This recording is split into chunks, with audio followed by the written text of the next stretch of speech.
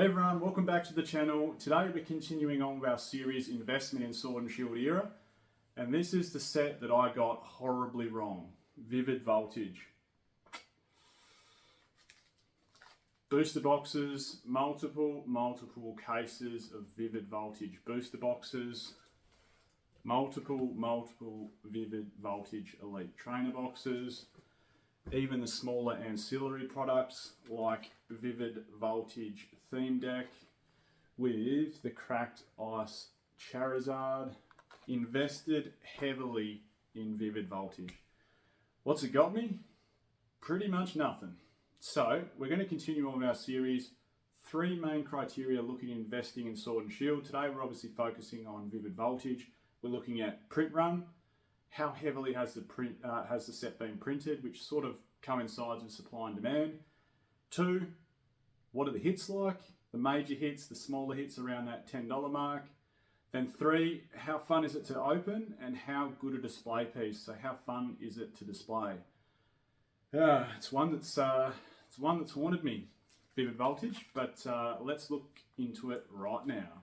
So just remember, scores out of 15, like every other Sword and Shield investment video on the channel that we've done so far. Check them out if you could. First score out of 5, second score out of 5, third score out of 5, equaling of course 15, which we'll start off in a second. But Vivid Voltage, yeah, it got me good. I remember when the set came out, I was like, wow, this is the set to get in Sword and Shield. I can remember thinking it's so much better than Sword and Shield base. It's so much better than Rebel Clash. It's so much better than Darkness Ablaze. The colour, the vibrancy, fun to open, Rainbow Pikachu, the introduction of amazing rares like Rayquaza and Celebi. Then you had trainers like Nessa and Leon, who's the main guy in the video games. You also had just a main set Charizard, which you could get in reverse foil. I thought, wow, this is a place to park my money. Like, this is going to be a good investment. In 3-4 years' time, this is going to 3, 4, 5x my money. Well, I was wrong. Criteria 1, the print run. Also coincides, of course, with supply and demand. Have a look on the right there. PSA pop report for graded Vivid Voltage cards, 167,000. That is just bonkers. I don't even know if XY Evolutions has more graded cards than that. That is just on another planet. Nothing comes close to that. I think initially, it was printed to demand. Obviously, there was huge demand throughout COVID. As we're aware, there was stimulus checks. People couldn't get out. Cards went bonkers. TCGs went bonkers. Pokemon in particular went crazy. The demand for this set was insane.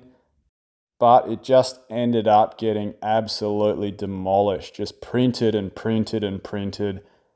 And as a result, supply far outweighed demand. So, score for the first criteria, print run / supply demand, is 0.5 out of 5.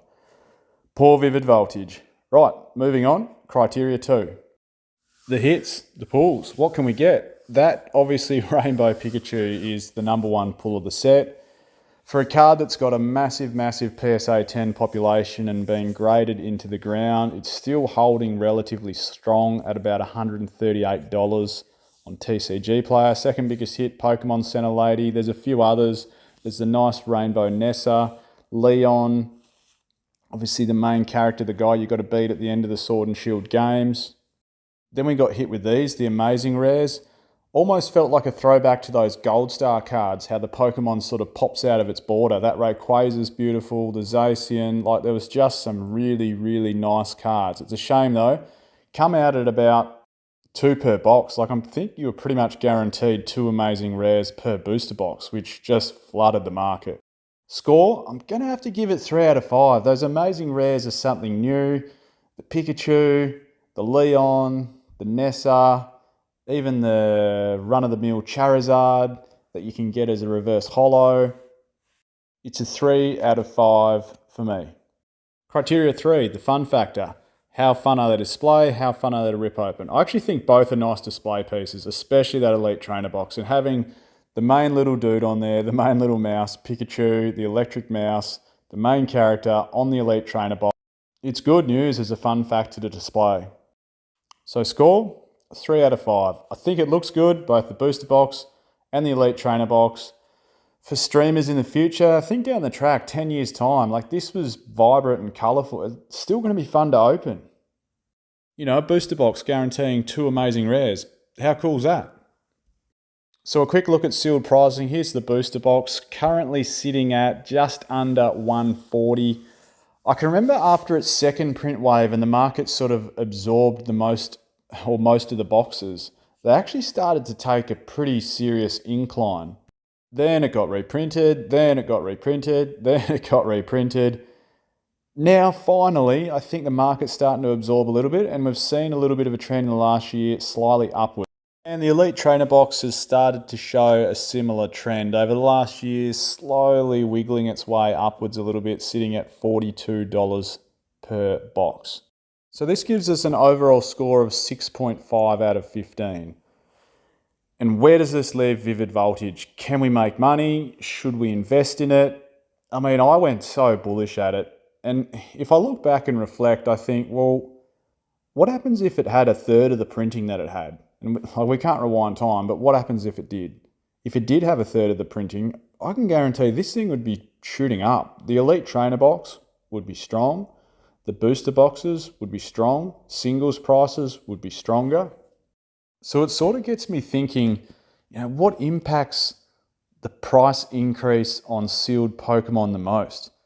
Is it the hits? Is it the fun factor? Is it how good a display piece it is? Is it the print run?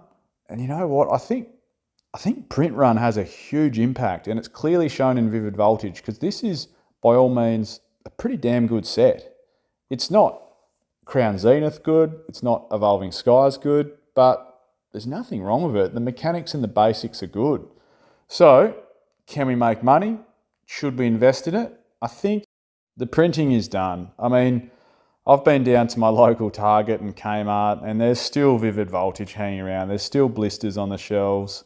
It's going to take time. It's going to be a very, very slow and steady increase for Vivid Voltage. But if I had my time over, I wouldn't have gone so bullish at the start, and I'd probably go bullish now. Grab yourself a case or two and watch it slowly go up.